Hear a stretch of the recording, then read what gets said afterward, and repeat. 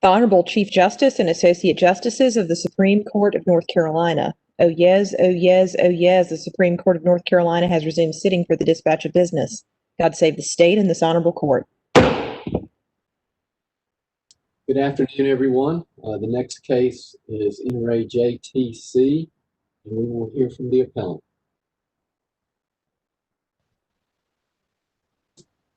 Good afternoon.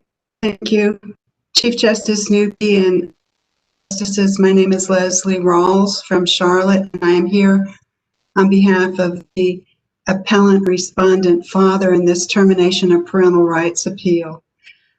I plan to reserve 10 minutes for my rebuttal period. The question of grounds in this case is not at issue. The Court of Appeals unanimously agreed that grounds existed, and that has not been contested. The issue before this court is whether or not the best interest phase of the juvenile proceedings represented an abuse of discretion. We would contend that the trial court erred by concluding that the best interest was served by termination based on a finding of fact that was unsupported by the evidence and a finding of fact that represented a misapprehension of the law. And then the Court of Appeals erred by affirming the best interest decision, basically by reweighing these two improper findings of fact and giving them zero weight, which is what the majority did. The Court of Appeals decided to disregard findings of fact 15 and 22, even though all of the panel judges agreed that finding of fact 15 represented a misapprehension of law and finding of fact 22 was not supported by the evidence. An appeal of best interest determination, as this court knows, is reviewed for abuse of discretion. In determining the best interest of the child, the trial court weighs various factors. The question in an abuse of discretion review is whether or not that weighing represents an irrational determination and is unsupported. There is no way to know how much weight is given to any one of the factors. And in the case of AUD, which was cited in both parties' briefs, this court said it's not the role of an appellate court to reweigh those findings of fact. But when the Court of Appeals took the two findings in question, 15 and 22, and said, we'll just disregard these, they were in essence reweighing the findings of fact and saying, these findings don't weigh anything. There's no way, again, to tell how much weight the trial court actually gave to those findings of fact. So attributing a zero weight to them was a mistake that we asked this court to correct. With regard to the misapprehension of law, which is finding of fact 15, the trial court said that it was considering the permanent plan for the child to support its best interest conclusion. Under the Juvenile Code, permanent plans are only part of cases that involve the Department of Social Services.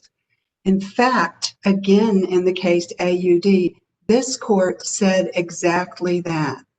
Like this case, AUD was a private termination of parental rights proceeding.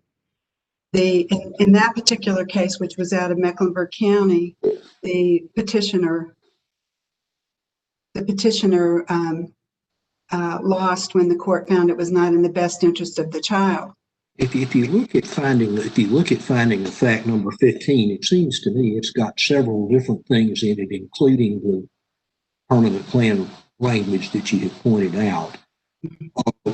Are you contending that the entire finding is invalid, or just that portion which refers to the permanent plan?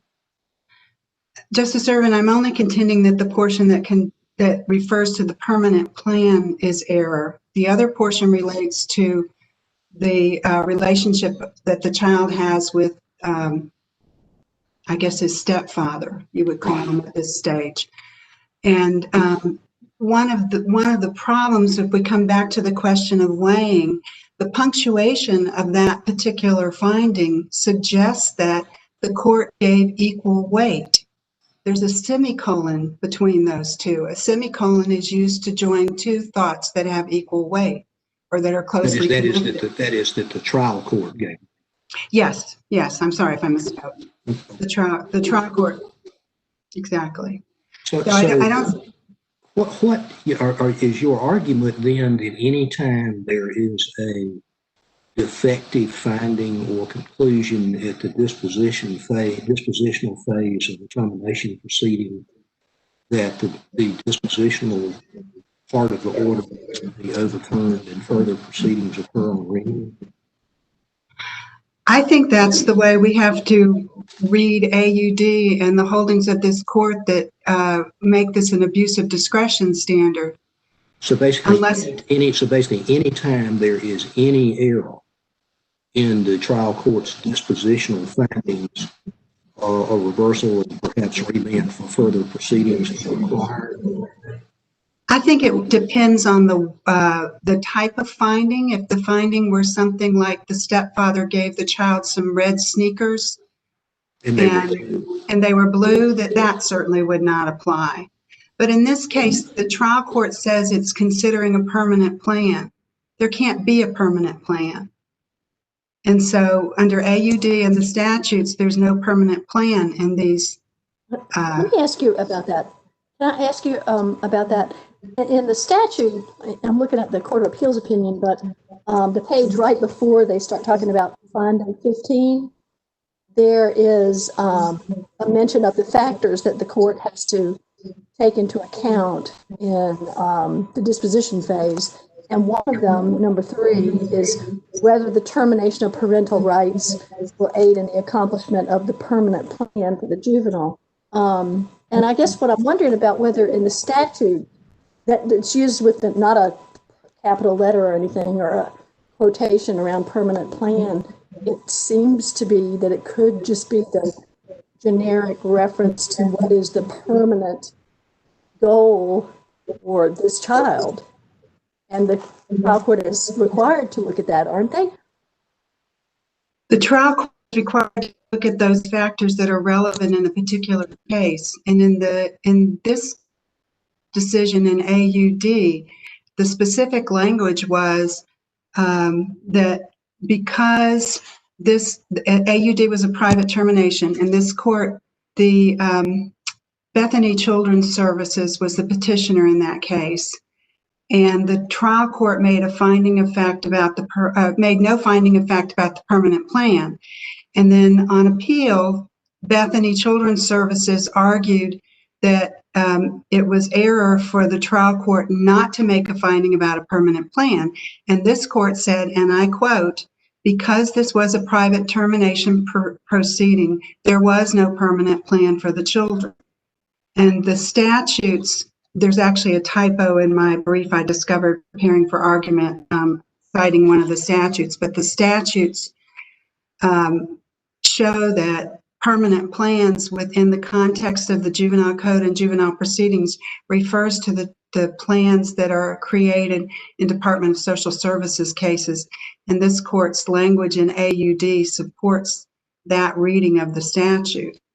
So are you saying that if the word permanent precedes the word plan in a disposition, or even in a factual rendition in terms of the findings of fact, that is a term of art every time that those two words are put together, as opposed to perhaps a layperson's everyday sense of looking at permanent plan as being, as it could be construed to be in this case, a long range goal or opportunity for the child as envisioned by the court? I don't think I can ever say something is always one way or the other. In the context of juvenile code, it's used in this particular order. Permanent plan refers to a plan that is made in Department of Social Services cases.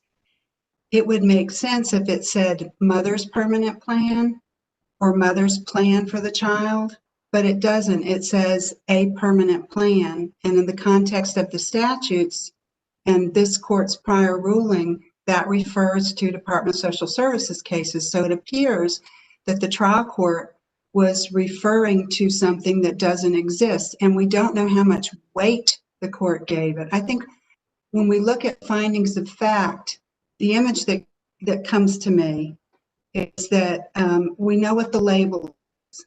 It says permanent plan in this case, say, but it's as though you have a set of scales, a balance scales, and there are boxes being put on the scales, and they have labels that say permanent plan, relationship with the prospective adoptive parent, and so forth, but we don't know what's inside those boxes. And it is what's inside those boxes that give them weight.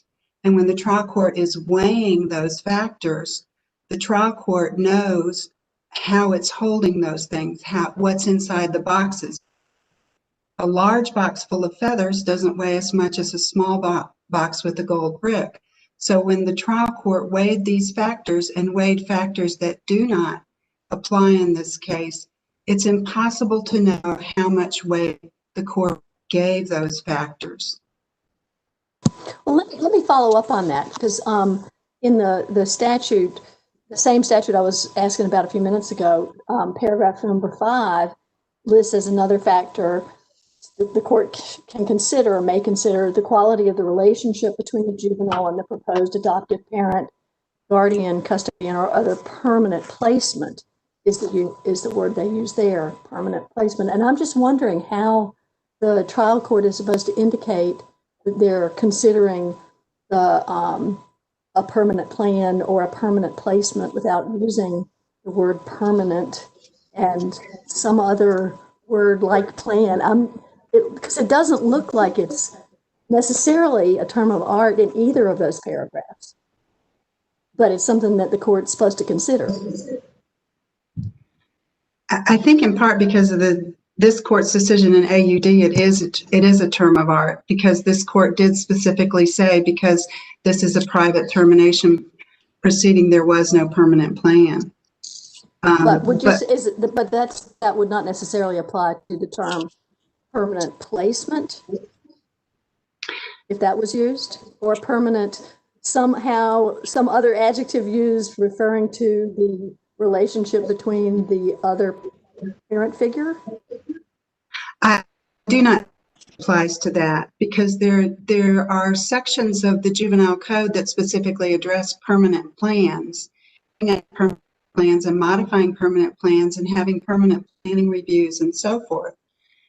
The term permanent placement is used in a different way. I'm not suggesting in any way that this court find that permanent placement is a term that cannot be meetings, but this court did hold that in AUD with regard to the phrase permanent plan. Isn't there case law that has determined that where there is a fact that is erroneously found, that the court is to simply disregard the existence of that fact to see if there are any other facts that are sufficient in terms of their weight and in terms of evaluating their strength to support whatever the findings are that led to the conclusions? And if so, then is it your position, contrary to that, if you would have us to look at that as being one that was erroneously found and therefore would constitute a reweighing of the evidence by the appellate court? The cases that, there are cases that hold that. First, to directly answer your question, yes, there are cases that hold that. Those cases, however, tend to deal with the grounds proceeding, which is there's no discretion, there's no weighing involved in the grounds. It's a question of whether or not, for example, a parent has paid child support during the respective time period, or they're very specific facts. In fact, the two cases that the Court of Appeals relied on in that case, in this case, to say it could simply disregard these findings of fact, do not deal with grounds. One case, In Re TM, was an adjudication appeal, and the discussion was about the adjudication phase. And the case of In Re SCR simply held that the trial court had considered the best interest factors that are listed in the statute. I did not find a case that said that the court could simply disregard findings of fact in the best interest phase of a termination of parental rights case.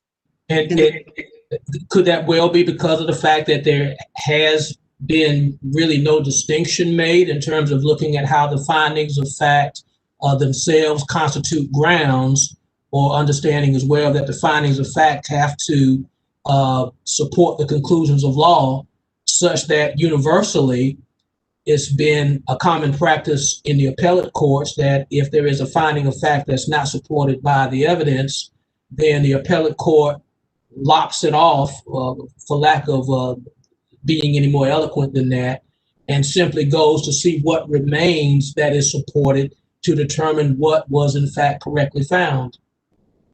That is the approach that the appellate courts have taken with regard to the grounds phase. I've not seen that approach taken with respect to the best interest phase, which is at issue here. Do you want to see this court then make that more of a bright line rule then, that it applies only in the findings phase and not in the best interest phase? Do we need to go that far? I think that would be helpful. I think that would actually clean up some of the trial court language that we see in these appeals so that they're drafted with a little more care. You may have noticed in the Court of Appeals opinion here, both the majority and the dissent had to separate out and say, well, these findings of fact appear to relate to jurisdiction, and these findings of fact appear to relate to the best interest, that it was not clear.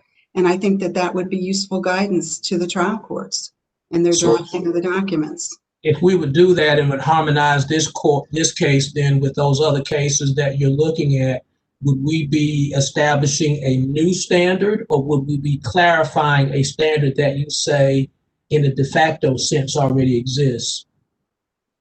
In my opinion, we would be clarifying, because if you're weighing factors, you have to give, when the appellate court weighs factors, you have to give each factor a particular weight, and that's not what you do. The trial court weighs things, and when you review for abuse of discretion, you see whether or not it was the trial court decision was rational, to use shorthand. But so I think you would be clarifying more than creating a new bright line law. That's what I would ask you to do. The other thing about the misapprehension of law that I just want to mention is that this there are cases cited that specifically hold that a misapprehension of law is an abuse of discretion that requires a reversal, vacating the order. And in fact, in Chief Justice Newby's dissent in AUD, to come back to that case again, he points to the principle that a misapprehension of law is in and of itself an abuse of discretion that requires that the decision be vacated and set aside. And so in cited this in Bond v. Washburn for that principle, which are also prior decisions by this court that make it clear that when a trial court is engaged in finding that requires discretion and has a misapprehension of law, that is an abuse of discretion that is reversible per se.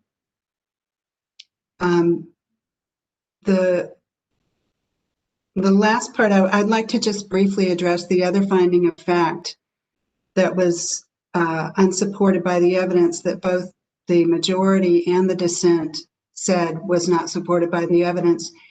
And with regard to that particular finding, The only question is how much weight. If we come back to this boxes on a scale that I've had come up in my mind, it's not possible to know how much weight the trial court gave to this improper finding. We do know, unsupported finding, we do know that the court considered it because it included it in its opinion, in its order. So it had some weight in this decision. So there are two findings of fact that the trial court used and set on the scales in making its decision that should not have been on those scales. And so before this parent-child relationship is permanently severed, we'd ask this court to set aside the best interest determination and to allow this father and his son to have a hearing and an order that is based on established North Carolina law and clear guidance from this court to the trial court about what is expected. And unless you have any other questions, I'd like to reserve the rest of my time. Thank you, counsel. And we'll hear from the appellee.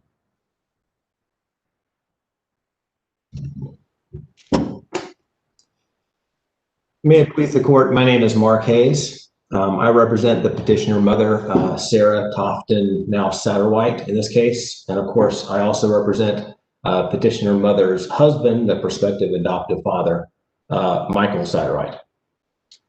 A best interest case is always going to be a comparative case. Best is by definition a comparative term. And here we have a very simple comparison between the respondent father and the prospective adoptive father, Mr. Satterwhite. And when you compare these men, there really is no comparison. Respondent father had multiple DBPOs against him where he had choked and kicked petitioner mother back when they were together. He's a felon. He has charges for assault, larceny, breaking and entering. He's a drug user. He uses crack and heroin. It's been 6 years since he's provided any care for this child. Back when he and petitioner mother were a couple and they were together, there was an incident where he shot the child with a BB gun. There was an incident where he headbutted the child. And then since he has departed the child's life, there's been no calls or letters. There's been no financial support. There's been no request for visits. His family has reached out, but he has not. And this is all against a backdrop where he has remarried, and his wife testified really about what a good job he was doing as a stepfather to her family and his stepkids. So it's not even a question of capacity. He could do it. He's just chosen to drop out of the life of this child. In contrast, Mr. Satterwhite has lived with the child for a few years now, provides daily care, loves the child, supports the child. The child wants to be adopted by him, and he wants to adopt the child. Meanwhile, the child barely remembers our respondent father. So against that backdrop, respondent father is complaining about 4 findings, 2 in particular, but 4 findings, 15, 22, 24, and 25. And there are 2 main points I want to make about these findings. One is the findings are in fact supported by evidence. Respondent father is asking this court to reinterpret those findings, but they are supported as written by the evidence. And then second, and I think this was a lot of the discussion just a moment ago, those findings aren't necessary. The other findings get the job done. If you look at finding 15 first, that was the one about the permanent plan that we were just all talking about. I think it is spot on all the talk about a term of art, right? Permanent plan is a term of art. It's used over in 7B900 with all of the DSS cases, but there's absolutely no other basis for thinking that the court was concluding this was a DSS case. We don't see any statutory reference to 7B900 and all that stuff. We don't see anything about reunification efforts. There's no reference to DSS. It doesn't actually, reference the statute in any way. And of course, this court is assessing whether findings are supported by evidence. So let's look at the transcript. Is there any indication that the court was confused at all about this being a DSS case? No, there's none of that. So the idea that the court was not considering this case in its true legal light just isn't supported by the record at all. I think to read it as just how you would normally use those terms, it's a permanent plan, that makes the most sense. But again, we also could just strike this sentence. There's no reason that it has to be there. If it's superfluous or wrong or whatever, the rest of the findings still talks about the same sorts of things. Talks about Mr. Hayes, if I understood your colleague's argument, she was saying in effect, well, if you simply repeat the erroneous finding, you have no way to know how that finding affected the trial court, and therefore, since this is a discretionary determination, it is obligatory upon the appellate court to rescind the case back for reweighing by the trial court. I think that was something close to what Ms. Rawls argued. If it wasn't, she's got a few minutes in rebuttal to correct me, but assuming that I've got that correct. I'm sorry, could you repeat the very last part of your question that you cut out? What is your response to that argument, assuming that that's the one that she's making? Right. I mean, I think you're going to, if that's the standard you're going to set, first of all, you're going to depart from the very, basic, often repeated standard, which is this court is just looking at conclusions of law and are they backed by findings of fact, and then the findings of fact, are they supported by competent evidence? And if the findings of fact aren't supported by competent evidence, we set them to the side, but they're not a poison pill to the rest of the case. The idea that the court may have been weighing on them, or may have put particular weight on them, there's really, there's no case support for that at all. There's been no distinguishing between the adjudication phase and the disposition phase in terms of, if I strike a finding of fact, is it a poison pill? As a practical matter, and I know this court is familiar with, at least if I understood Ms. Rawls's argument, she said there is, in her view, a difference between the two in that the best interest determination is a discretionary decision, whereas the decision with respect to grounds for adjudication is, simply do these facts added up satisfy a particular legal requirement. Right, but the standard, the difference between the two determinations would call for a different outcome, if I'm understanding it correct. Right, but we're building that, if we build that backwards from the standard we're using at disposition, which is, is this an abuse of discretion? Or to put it another way, is this irrational? What we can do is we can strike findings of fact and say, okay, if we set that finding of fact aside, does what's left not accumulate to enough to make this rational, right? Ms. Rawls' example of like the red shoes versus the blue shoes, if we go down this road, then there's really no way of knowing if any finding of fact would be a poison pill to the entire rest of the order. And this court is, I'm sure, familiar with how long these orders can get.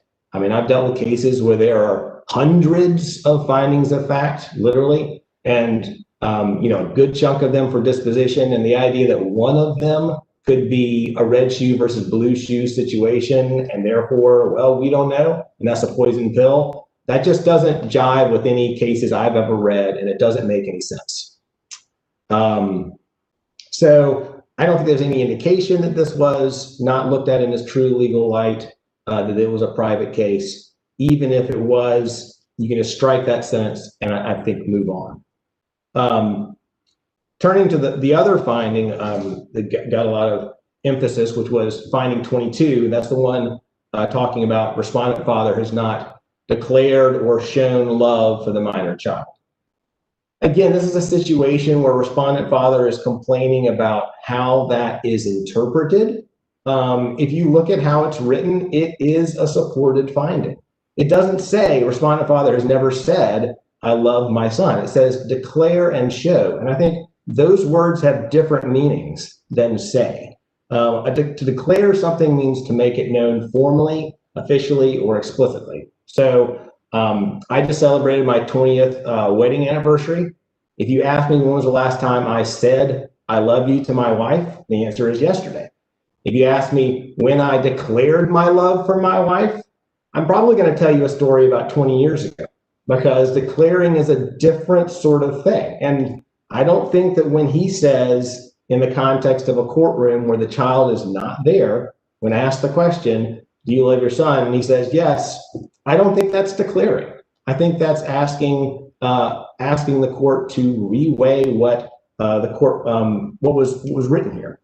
But in any event, hang on, let me move on to 24 and 25. The Court of Appeals dissent talks a little bit about how, because those findings are prefaced with "it is in the best interest," that makes them conclusions of law, and then we should kind of set those aside. But again, what it really does there is it doesn't allow for the idea of mixed findings of fact and conclusions of law. We sometimes trial courts mix them up, and we take the part that is the finding of fact and we use it if it's supported by evidence. And those findings have factual findings within them. 24 talks about the current loving fatherly bond with the adoptive father, and that's one of the 7B 1110 factors. 25 talks about respondent father having an inadequate interest in participating in the life of or supporting the child. That again is a relevant factor. So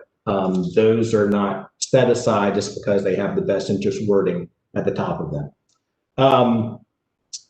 In disposition cases, the legislature has laid out findings of fact that have to be made, and it establishes categories in 11.110, and it lays out, A1 through 5 are very specific, and then A6 is a little bit of a catch-all for all other relevant provisions. No one disputes that findings of fact 13 through 17 check off these findings, and those findings of fact are not challenged. So all of the legislatures, when the legislature says these findings have to be checked off, there's no dispute they've all been checked off. What's more is when the legislature is making a list and saying these are the findings that have to be made, it is implicitly saying that there's not other things that have to be checked off. When the legislature makes a list, that list means something, and you don't have to add other things to it. So the fact that findings of fact 13 through 17 hit those first 5 factors, and that we have other findings of fact like 18 through 20 that address other relevant provisions, as far as what the legislature has laid out, the trial court checked off everything that it needs to make findings about. Those findings are supported, they're not challenged. So the idea that there has to be a finding of fact about, a declaration of love, that just isn't established, and it's contrary to the idea that you have to, if there's a list made, then it means something. The findings of fact really are just that are being challenged and talked about a lot here, 15 and 22 especially, are really just duplicative of some of those 1110A factors. So finding fact 15, talking about continued positive growth and development, that relates to A5, talking about the strong adoptive parent relationship. Finding of fact 17 already has checked that off, talking about the good relationship, the strong familial bond, the continued emotional support.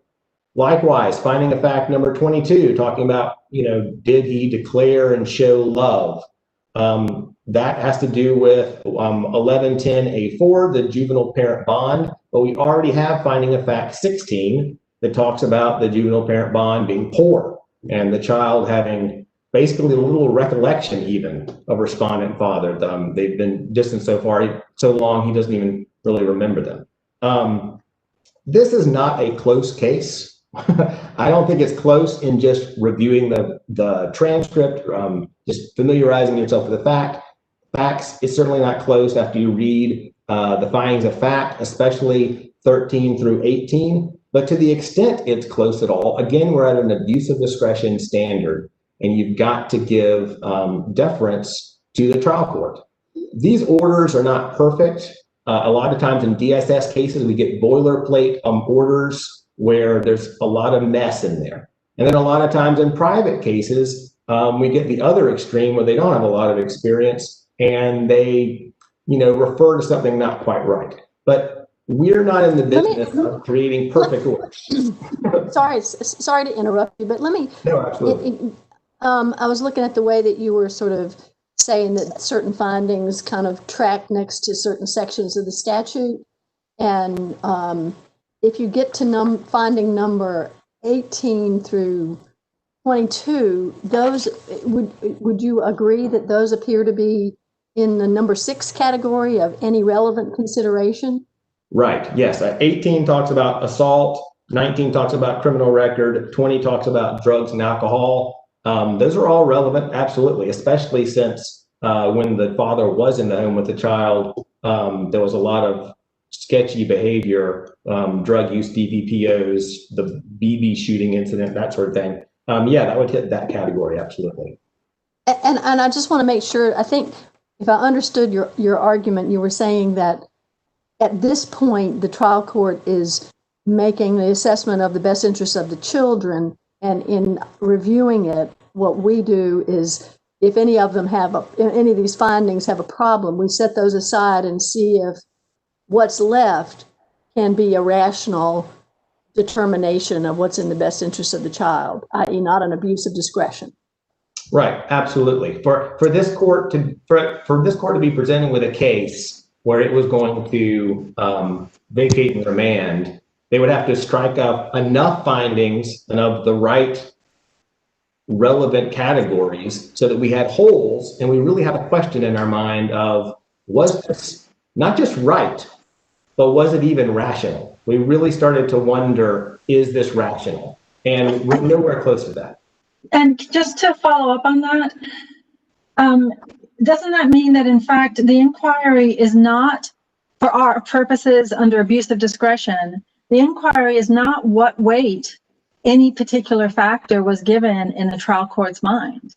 Like, we don't need to assess that. All we need to know, all we need to examine is whether the findings that are supported by the evidence are sufficient and not an abuse of discretion to conclude from those findings the way the trial court did about what's in the best interest of the child.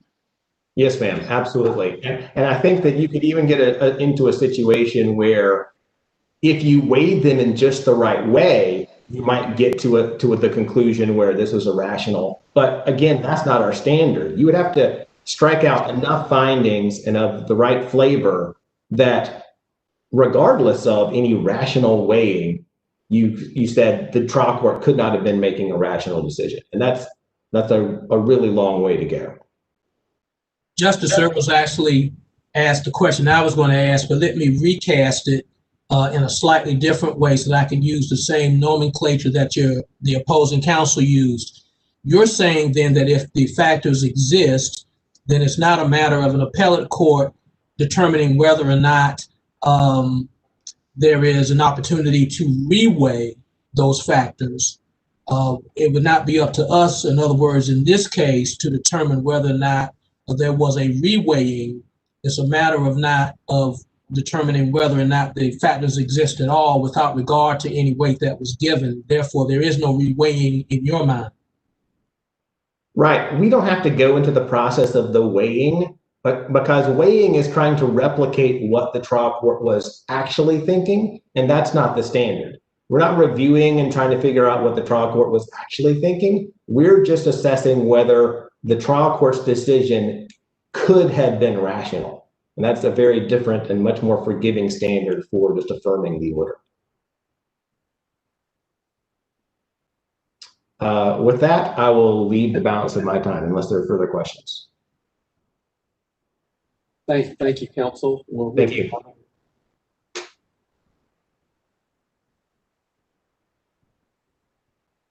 Your Honors, just very briefly, I want to respond to a couple of points. One was about the red shoe and the blue. Mr. Hayes categorized it. It made me think that I had completely given you an opposite example from what I meant to. If the phrasing is that there's a red shoe and it should have been a blue shoe. That doesn't call for throwing out the entire order, which is what I understood Mr. Hayes to suggest I was arguing. And if I sounded like that, I apologize for being so unclear. I'm also not asking the court to reweigh the evidence. My point is that this court cannot reweigh, or the findings, this court cannot reweigh the findings. And it's not proper because you don't know the weight of the findings. The effect of lopping off, I think that was Justice Morgan's term, lopping off some fact is to say, well, these findings had zero weight in the judge's mind when she made this decision or he made this decision. And so are you really suggesting that what we're should be making here, given your red shoe, blue shoe example, is a question of whether there is harmless error? I think I missed the first part of your question. I'm sorry, obviously I'm not talking very well today.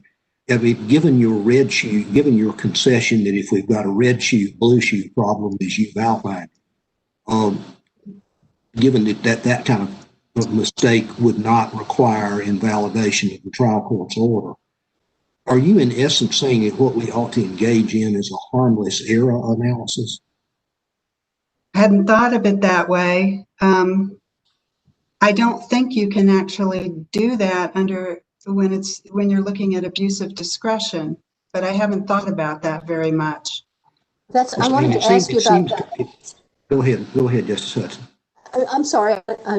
I just wanted to ask whether at this point, given this determination of what's in the best interest, aren't we reviewing the overall decision for whether it was an abuse of discretion? Yes, Your Honor, you're looking at the entire thing, including the questionable findings of fact, and the one that causes the greatest problem. And by the way, I would say that I absolutely agree that some of those findings are mixed findings of fact and conclusions of law. But the one that causes the most problem represents a misapprehension of the law, which under precedent from this court requires vacating the order because misapprehension of the law is per se abuse of discretion.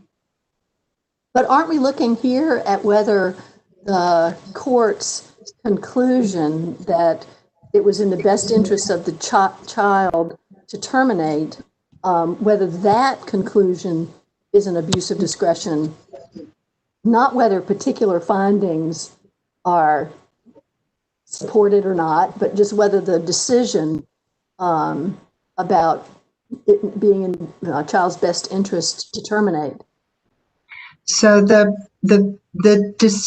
review is for the conclusion of law about the best interest. The conclusion of law is balanced on those findings of fact and rests on those findings.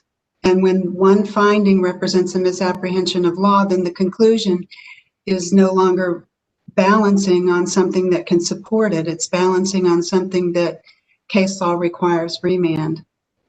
Well, as I understand Mr. Hayes' argument, he's saying that what we do is if there's a problem with one or the other of those findings, you set those aside and see whether the conclusion about the best interest in light of the rest of the ones that remain was rational or not, and that if it's rational, that it's not an abuse of discretion. And I could be misstating his argument, but that's how I understood it. And if that's what he was saying. That's how I understood it as well. I'm sorry. And isn't that the kind of review we're supposed to conduct? Looking at what's left, whether it's rational? That is the process for reviewing the grounds basis in determination of parental rights order. When you have an abuse of discretion, let's say we have one of these orders that we've all seen probably that have the hundreds of findings of fact. Well, suppose 98 of them have a problem. You can't just lock those off and then say, well, these two are good, so these two are enough to support the court's decision. And that's in part because the court was exercising its discretion and you don't know what the weight is. And if you just lock them off, you don't know what actually played a role in the court's reaching its conclusion. And essentially, I believe that's probably not an abuse of discretion review. That's actually substituting this court's judgment for the trial court's judgment in the way that the factors are weighed. So as we're looking at this order, it's been interesting to me to just kind of look at to see how the trial court structured it to be compliant with our case law and the statute. Starting with finding of fact 13, if you look at the statute 1110 A1, 13 says that the trial court needs to reference the age of the juvenile. That's what you've got. 14, the likelihood of adoption. 14 begins the likelihood adoption. 15, and this is the one you're contested, talks about permanent plan for the juvenile. Certainly you could argue that, well, it's not relevant in the technical sense, but what if a judge just wanting to follow all the statute? Because what we're going to see is that the order tracks the statute. And so when you get to 15, it says whether termination of rights will accomplish aid in the accomplishment of the permanent plan. 15 is permanent plan. 4, bond. 16 of the findings of fact, bond. My point is, it goes precisely with the statute till you get to 18 through 22, which appears to be the relevant consideration. All that being said, how does it appear that the trial court was not simply following the statute and used the term permanent plan in a more generic sense, as has been mentioned, as opposed to the technical aspect?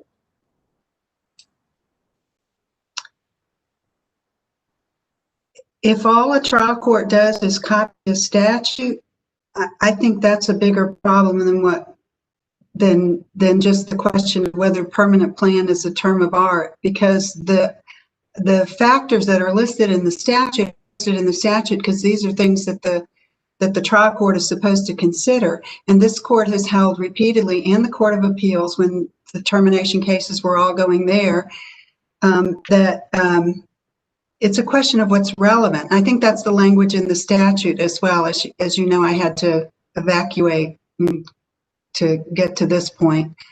So I don't have the statute in front of me right now, but if a trial court just recites the statute, I would find that very concerning. I'm sorry. No, I'm sorry. I'm not saying that the trial court recited the statute. What I said is the trial court followed the statute. So it went through all the different characteristics. Now, I understand your relevant argument and the technical reading versus maybe a generic reading. I understand that. But isn't it a good practice for the trial court to actually go through the factors that the statute lists? Yes, Your Honor, I think it is a good practice for the trial court to look at the statute and use it for guidance in order to identify what in this particular case, what the facts of a particular case, how they fit with the statute, and then make findings of fact that go through the statute in that way. So if anyone has any questions in 25 seconds, I'll be happy to answer them. Otherwise, I think I'm finished. Well, Ms. Rawls, we understand the technical challenge that you have faced today. We thank you for all that you have done to be available to the court. Mr. Hayes, thank you to both counsel. Madam Clerk. Thank you. Oh yes, oh yes, oh yes. The Supreme Court of North Carolina is now in recess. God save the state and this honorable court. Thank you.